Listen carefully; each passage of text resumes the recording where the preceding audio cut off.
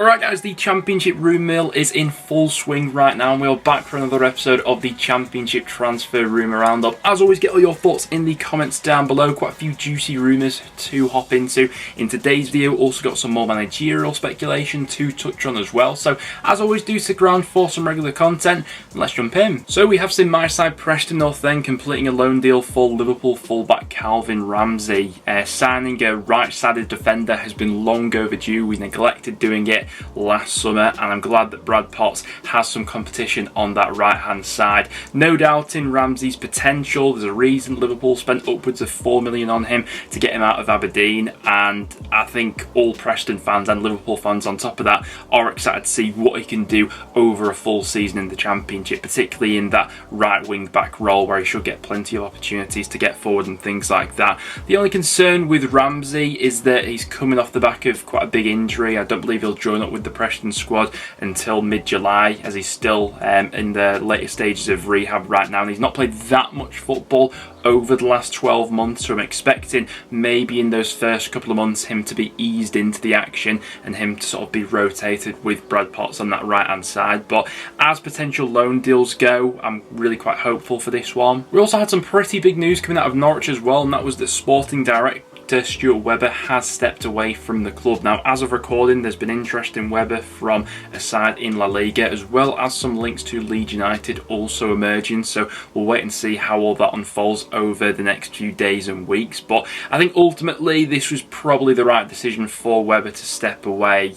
He's overseen some great moments at Norwich, particularly, you know, the glory days with Daniel Farke in there, but how things have unfolded over these last couple of seasons, a couple of the biting comments that I saw from Webber in the press aimed at some of the Norwich fans, I think that mutually that's probably the best thing for that separation. Touching on Leeds United, we have had some movement in the managerial hunt. Steven Gerrard's name has been taken out of the mix, with him heading over to Saudi Arabia, and it does seem like the two front runners as things stand are Daniel Farke and Brendan Rodgers. Now, who Leeds do go ahead and appoint does seem to be very much linked with who Celtic go ahead and appoint, as they're also weighing up the same managerial candidates right now, and this is quite a dynamic story which will continue to change, and by the time you guys are watching this you will have more information, as obviously I record these in advance for them going out. But I think Rodgers in the Championship would be a massive capture and a real statement of intent. I know things went sour towards the end of Leicester, but an excellent managerial track record, but I certainly wouldn't turn my nose up at Daniel Farke either. Once again, excellent track record in the Championship,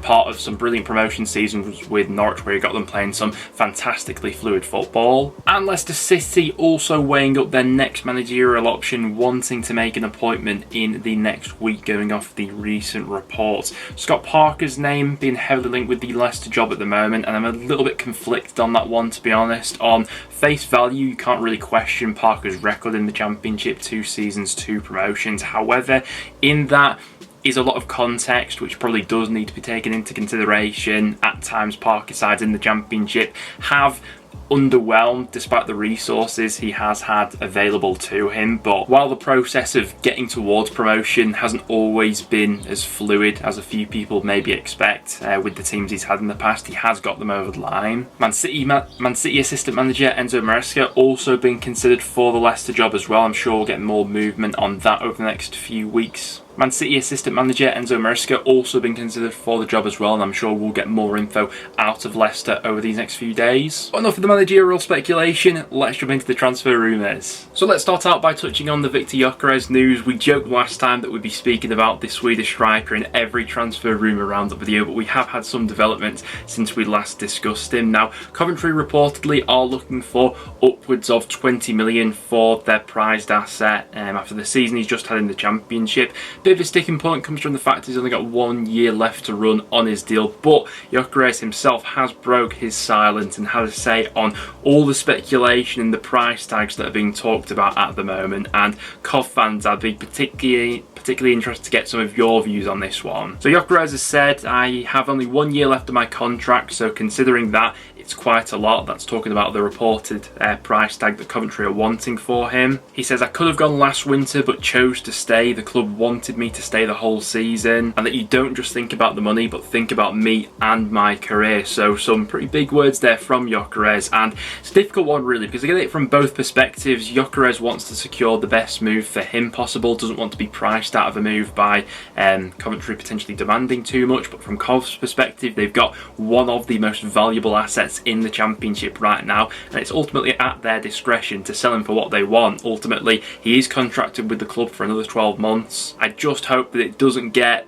a little bit sticky and that relationship does break down, because I mean that'll be the last thing that anyone wants after such a good season that he's had for Coventry. Another player wanting out of his club, reportedly Tyler Adams has told Leeds United that he does want to play in the Premier League next season, so is looking for that move away from the club. Honestly, I think Leeds fans expected Adams to be one of those maybe first assets out the door. You can certainly see the potential that he's got there. Leeds originally spending around 20 million on him, and reportedly so are looking for 40 million to go ahead and sanction his sale. We spoke last time about how much Southampton are looking for James Ward-Prowse, upwards of 50 million, so we could see some ginormous transfer fees going out of the Championship this season if those relegated clubs do get what they want for some of their prized assets. Speaking of Leeds as well, we've had a slight development in the Bright Enobakhare story. We spoke about this a few videos ago, but Leeds are interested in bringing him back to the Championship after a couple of years in Turkey. I'm quite excited about this one. I'd certainly be all over this sort of deal from a Leeds United perspective. While in Turkey, he has been playing more as a right back, but I do hope that if he does come back to England, he'll be utilised more on the wing, and that's where I really think he's best. Directly running at people, he's absolutely lighting, and also got a decent end product as well. Now, the latest reports are claiming that Leeds are preparing to make an offer for Asai Samuel, with quite big figures being spoken about. The report I read quoted upwards of 8 million, which would be massive numbers for the Championship. There's also been potential talks about a loan to buy option as well, which could be in the pipeline, but we'll wait and see over these next few days if we do get any more developments on that story or anything more concrete from the local press coming out. By all accounts, it does seem as if Bristol City have landed the deal for Hayden Roberts. This one may have been confirmed by the time you guys are watching this. We did speak about it in a bit more detail in last time's video, but had a good loan spell with Derby County last time out on loan from Brighton, seemed to grow into that side as the season went on. Only 21 years old, and another example of Bristol City getting their business done early and strengthening that back line. Some interesting news coming out of Sheffield Wednesday as well. Wednesday interested in a move for Preston defender Jordan Storey. Now, Storey did spend some time at Hillsborough, a loan spell while they were in League One, and I think since that loan spell has done quite well in his overall development. He's contracted with Preston until 2025, and generally speaking, quite a popular player amongst the North End fan base. Now, myself personally, I wouldn't be totally against this sale if it was at the right price. I think that if I had to go throughout our squad right now, pick out the saleable assets and the ones I'd be most comfortable with losing for the right price and thinking if we can replace them, you know, we're really only looking at Storey, Whiteman, Woodman, Reese maybe when he's back from injury, and a couple of others who would command a decent transfer fee, and Storey would be one of those players. Now, this one really would depend on how much money Sheffield Wednesday would be prepared to pay. I think it would take, you know, at a bare minimum, a 7-figure fee to get him out of Preston, with him contracted until 2025. So this one, I think, very much depends on how much money Sheffield Wednesday have to play with coming up to the Championship this season, because I can't see Preston settling for anything less than he's deemed to be worth. Preston themselves been linked with a move for Bobby Clark. This one would be another move which I would be interested in. Of course, we've already got that deal over the line for Ramsay, and could be doing the Liverpool double, getting Clark on loan as well. Generally speaking, we've had a good relationship with a lot of the top Premier League clubs over these last few years in terms of loan players coming into North End and how well they've developed over the course of their time here, and I do think that that continues to build your relationship, and when you do have a decent track record, Premier League clubs do become more comfortable with sending out some of their youngsters to your side. So Bobby Clark, another player that I'd definitely be interested in from a North End perspective. Chelsea youngster Bashir Humphreys is being linked with loan move to Coventry City. Can definitely see why Chelsea would see Coventry as a good development place for a player like Humphreys. He made his senior debut for Chelsea earlier in the season in the FA Cup, and then spent the second half of the season out on loan in the German second division with Paderborn. Coventry, really good track record when it comes to developing young centre halves. Obviously it looks increasingly likely that Jonathan Panzo will be signing for Rangers, so they won't be getting him back, but look at the development the likes of Callum Doyle, Clark Salter, Leo Ostergaard have all had at Coventry over these last few years, and you can see why a club like Chelsea would see Coventry as the ideal learning place for Humphreys. This link caught me by surprise a little bit, but Southampton are being linked with a move for Josh Windass.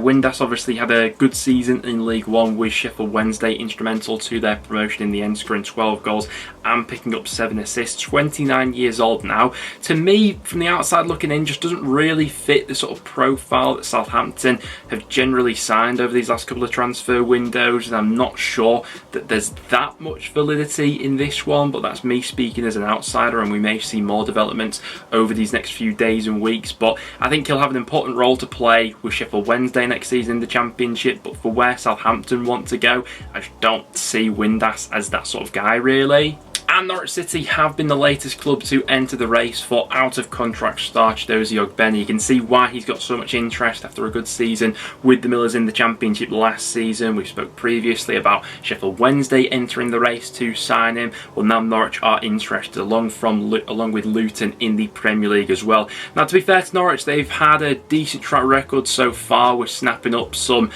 good out-of-contract free agents, and Ogbene would represent more value in the market. Feels like he's been linked to about 30 clubs so far since the season ended, so yeah, he's got his pick of the clubs at the moment. Plenty are interested. Thought this was quite an interesting one. Rotherham potentially lining up a move for Sunderland defender Bailey Wright. Obviously spent a short spell on loan with the Millers last season. Rotherham fans, would you be up for signing Bailey Wright on a permanent basis? Didn't have the best of luck last season with injuries, and obviously eventually that loan spell had to be cut short with Rotherham because of injury, but he's contracted with Sunderland until 2024, so wouldn't command that much of a fee, you'd imagine. And we should also get an update soon on the Daniel Johnson situation. He is set to return from his holiday this week, reports are suggesting, and so he is soon to make his next decision. Still a contract offer on the table from Preston North End, but Stoke are among the other Championship clubs who are said to be interested in the playmaker. But guys, there we have it. That will now wrap it up for today's video. Thank you very much for tuning in. Just a quick little update with some of the most prevalent rumours that are going around the Championship